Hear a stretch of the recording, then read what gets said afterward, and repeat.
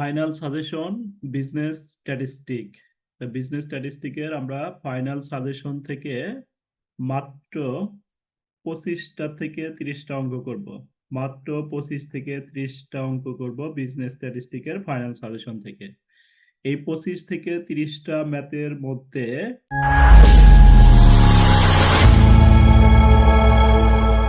12 থেকে 15টা ম্যাথে 7 স্টার দিয়ে দিব। এই 12 থেকে 15টা ম্যাথ আমাদের অবশ্যই ভালোভাবে করতে হবে যদি আমরা চাই যে আমরা মার্ক পাইতে চাই যে ফার্স্ট ক্লাস। আমাদের পাওয়া দরকার, যদি কোনো ছাত্র বলে আমার বিজনেস স্ট্যাটিস্টিকে বি তোলা দরকার, বি মানে কি ফার্স্ট ক্লাস না, আমাদের বি তোলা দরকার। যদি বি তোলা দরকার হয় তাহলে আমি মনে করি বি তোলা যদি আপনার দরকার হয় তাহলে আপনি জাস্ট 15টা অঙ্ক করে গেলে আপনার এনাফ, বি যদি তোলা দরকার হয়। আর যদি আপনি বলেন যে আমি বিজনেস স্ট্যাটিস্টিকে এ প্লাস পাইতে চাই, এ প্লাস পাইতে চাইলে আপনাকে অবশ্যই 25 থেকে 30টা ম্যাথ করতে হবে। তাহলে এই সিদ্ধান্ত আপনার যে আপনি বি প্লাস এর মধ্যে যাবেন না এ প্লাস এর মধ্যে যাবেন, বির মধ্যে যাবেন না এ প্লাস এর মধ্যে যাবেন। দেখেন এই 15টা ম্যাথের ভিতর থেকে যদি আমরা রিক্সে যেতে চাই, যে কেউ যদি ফার্স্ট ক্লাস তুলতে চায় তাহলে আমার জন্য একটু রিক্সি, যে আমি বিজনেস স্ট্যাটিস্টিকে অনেকে আছে যে আমি বিজনেস স্ট্যাটিস্টিকে নিশ্চিত ফেল যাচ্ছি, এই ফেলের হাত থেকে আমি কিভাবে বি প্লাস পাই, বি পাইতে পারি, ফার্স্ট ক্লাস পাইতে পারি, তার জন্য আমাদের একটা রিক্সি সাজেশন হচ্ছে 12টা থেকে 15টা ম্যাথ। এই 15টা ম্যাথ যদি আপনি করতে পারেন, মিনিমাম সি পার্টে আপনার জন্য 4টা ম্যাথ কমন আসবে। তাহলে চারটা যদি সি পার্টে যদি আমরা 4টা ম্যাথ কমন পাই তাহলে আমাদের এই 4টা ম্যাথ অ্যাকুরেট অ্যান্সার করতে হবে। অ্যাকুরেট অ্যান্সার করলে 4×10=40, এখানে কিন্তু মার্ক কাটার কোনো স্কোপ নাই আমাদের। ভুল হলে যেমন 0 নাম্বার, অঙ্ক যদি হয়ে যায় তাহলে আমাদের ফুল মার্ক। ধরেন 4টা ম্যাথ আমি করতে পারলাম 40। আর হচ্ছে আপনাকে কি করতে হবে, বিপ কোশ্চেন। ধরেন আমি 5টা বিপ কোশ্চেন পেলাম, 5টা বিপ কোশ্চেন যদি পারি আমি, তাহলে আমাদের 10টা বিপ কোশ্চেনের মধ্যে 5টা বিপ কোশ্চেন পেলাম, তাহলে আমাদের মার্ক হলো 45। আর তারপরে আমরা কি করব, সি পার্টে একটা থিওরি লিখবো, সি পার্টে একটা প্রশ্ন লিখবো।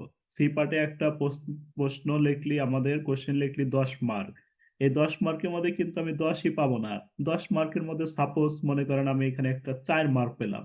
একদম সর্বনিম্ন ওয়েট, একদম সর্বনিম্ন হিসাব আপনাকে আমি করে দিই। সি পার্টে একটা 10 মার্কের থিওরি লিখলাম কিন্তু আমি 10-এর মধ্যে সর্বনিম্ন 4 পেলাম।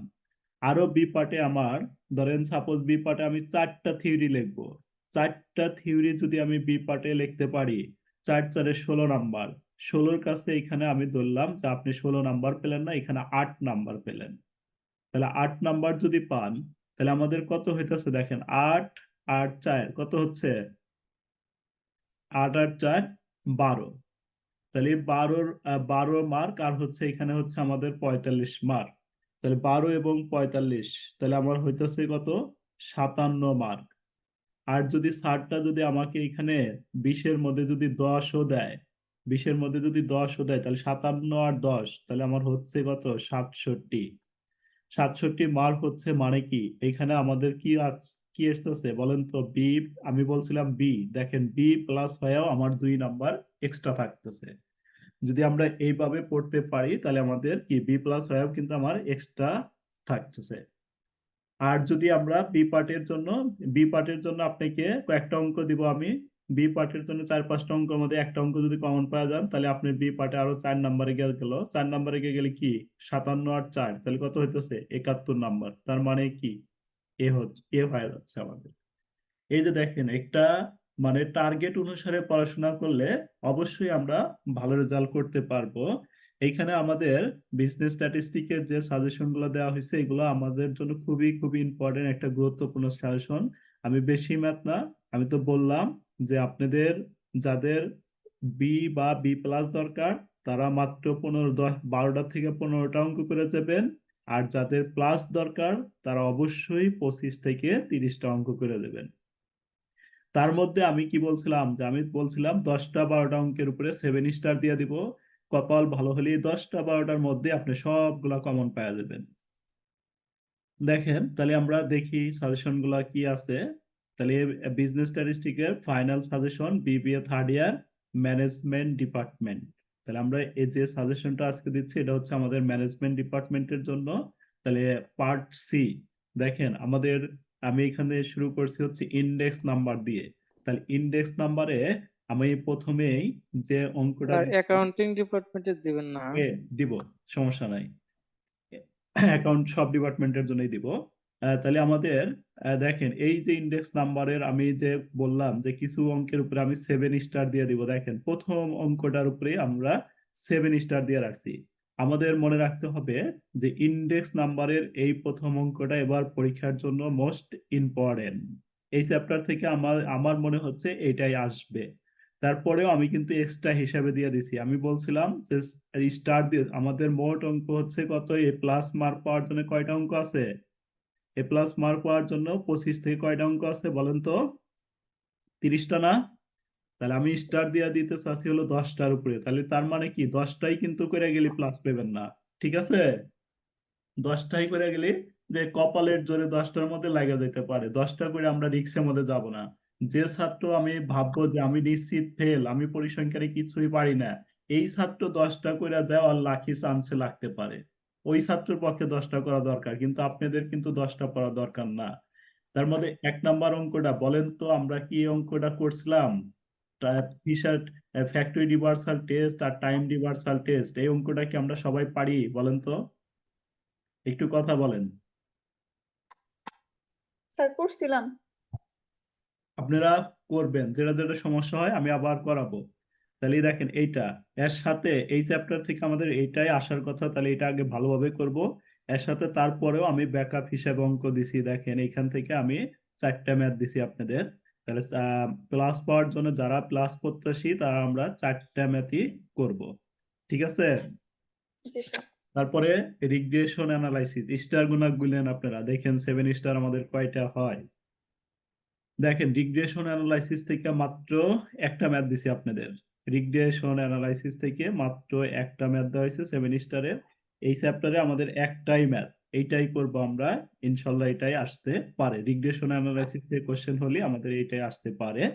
তাহলে এইটা কি আমরা সবাই পারি বলেন তো, রিগ্রেশন অ্যানালাইসিসের এটা সবাই পারি আমরা, বলেন, কথা বলেন, আমি করাইছি কিনা এগুলা? জি স্যার, করাইছি। তারপরে হচ্ছে কোরিলেশন।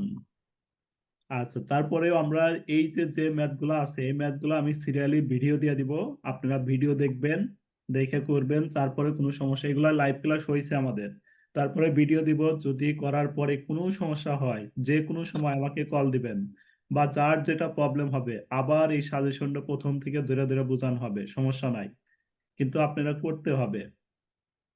দেখেন আমাদের কোরিলেশন চ্যাপ্টার থেকে আমি 3টা ম্যাথ আপনাদের সি পার্টে ধরছি, আমি এই 3টা ম্যাথের ভিতরে যে কোনো একটা ম্যাথ কোরিলেশন থেকে আসতে পারে। তাহলে আমাদের 3টা ম্যাথেই কিন্তু স্টার চিহ্ন দেওয়া আছে, 3টা ম্যাথই এখান থেকে আমাদের দেখতে হবে। তাহলে রিগ্রেশন অ্যানালাইসিস থেকে কয়টা দিছি বলেন, রিগ্রেশন অ্যানালাইসিস থেকে কয়টা? একটা। আর এখান থেকে 3টা। তারপরের যে আমাদের চ্যাপ্টারটা, এরপরের চ্যাপ্টার আমি দিছি হচ্ছে টাইম সিরিজ অ্যানালাইসিস। তাহলে টাইম সিরিজ অ্যানালাইসিস থেকে আমাদের 3টাই ম্যাথ আছে, টাইম সিরিজ অ্যানালাইসিসে 3টা ম্যাথ আছে। এখানে আমরা এই যে 1 নাম্বার একটা ম্যাথ আছে টাইম সিরিজ অ্যানালাইসিসে least square method. Least square মেথডে আমরা কিন্তু শিখাইছিলাম যে লিস্ট স্কোয়ার মেথডে কি আছে, জোড় এবং বিজোড়। লিস্ট স্কোয়ার মেথডে কয়টা নিয়ম আছে বলেন তো? দুইটা নিয়ম আছে, একটা জোড় একটা বিজোড়, তাহলে একটা পারলে আর একটা কিন্তু পাই সেম। তাহলে লিস্ট স্কয়ার মেথডের 2টাই অঙ্ক দিছি আমি, জোড় বিজোড়, আর একটা অঙ্ক দিছি কটার, এই কটারের অঙ্কটা কি করাইছিলাম বলেন, মনে পড়ে আপনাদের? জি স্যার, করাইছে। আচ্ছা, তাহলে এই যে আমার আজকের ক্লাসে আমি যে যতটুকু জায়গা দিলাম 11টা ম্যাথ জায়গা দিলাম, 11টার মধ্যে আমরা দেখেন 11টার মধ্যে আমাদের দেখেন তো, বলেন তো প্রথম থেকে আমাদের কোনটা প্রবলেম হইতে পারে বলেন, আপনারা একটু বলেন যে এটা আমার প্রবলেম হইতে পারে, নেক্সট ক্লাসে আর বাকিগুলো দিব। তাহলে আমি আপাতত এই 11টা ম্যাথ নিয়ে আপনাদের ডিসকাস করব কোনটা আপনাদের প্রবলেম হইতে পারে।